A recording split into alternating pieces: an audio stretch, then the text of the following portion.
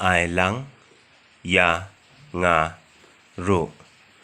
Give me also. Bhare yapi. It is not good for you. Balay kumta mo. Why is that so?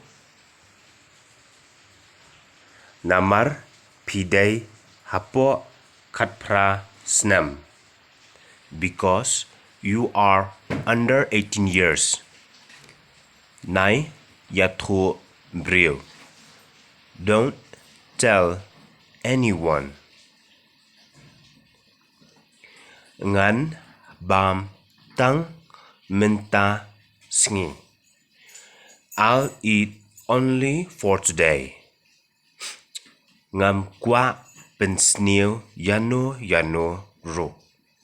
I don't want to spoil anyone. Pi long kadao. You are the reason. To ngaru nganim bam shu. Okay, me also. I won't eat anymore. To biang tate. Okay, fine then. To yethu yanga.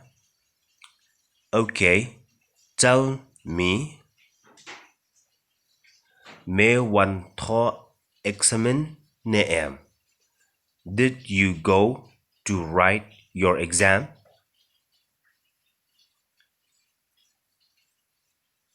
Em nga klem tho. No, I didn't write. Ka jing biet jong me. Your foolishness.